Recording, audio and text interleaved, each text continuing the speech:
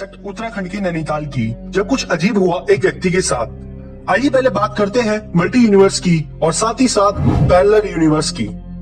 बहुत लोगों को ये लगता है कि हमारे यूनिवर्स का कोई एंड नहीं है और ये इन्फिनाइट है, पर क्या इस यूनिवर्स में सिर्फ इतना ही है? यही कंसेप्ट आता है मल्टी यूनिवर्स का।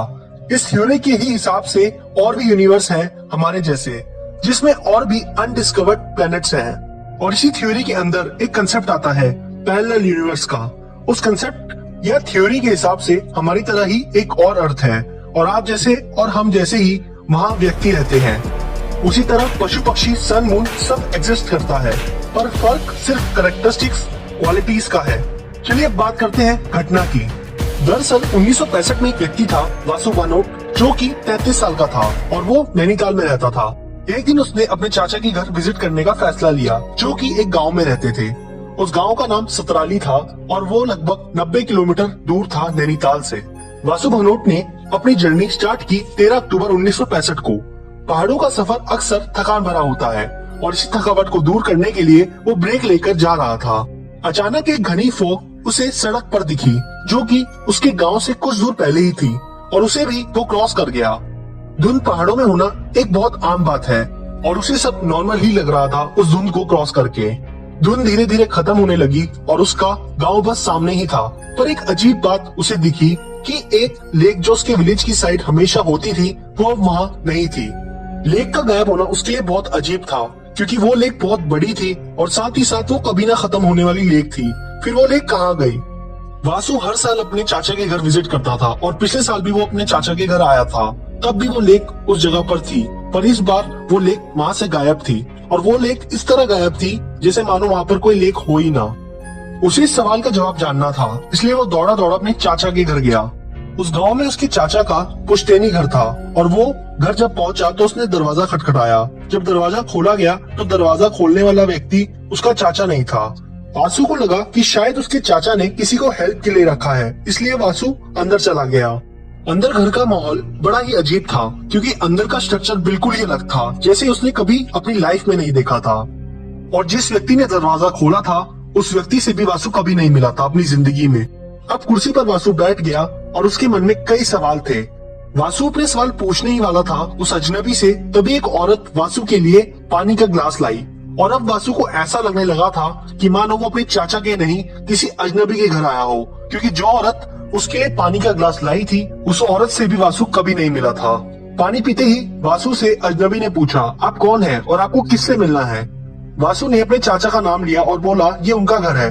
और वो कहाँ है? तभी अजनबी ने कहा, यहाँ ऐसा कोई नाम का व्यक्ति नहीं रहता और मेरे बचपन से ही मैं यहाँ इस घर में पला बड़ा हूँ। उस अजनबी की एज लगभग 60 साल की थी और ये सुनकर वासु के होश उड़ गए कि आखिर ऐसा कैसे हो सकता है।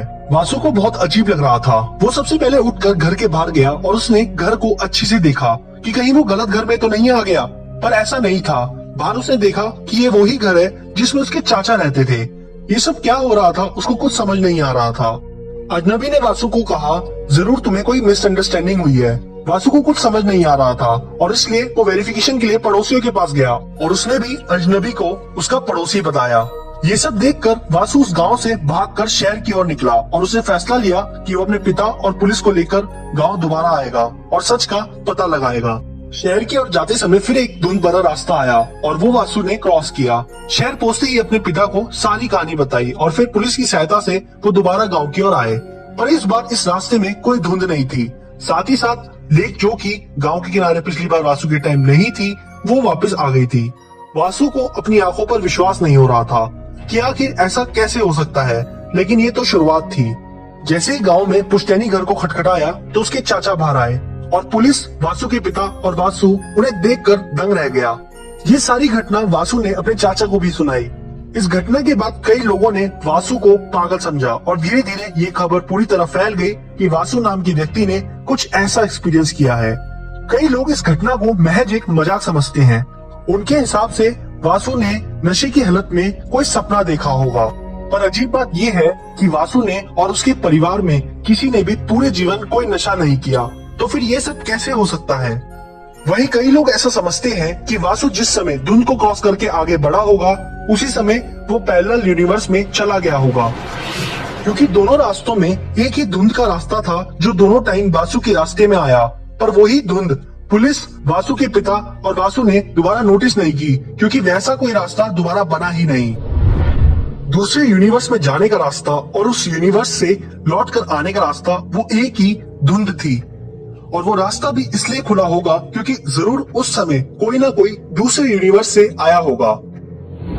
आप सभी लोगों को क्या लगता है इस स्टोरी के बारे में, हमें कमेंट में जरूर बताएं।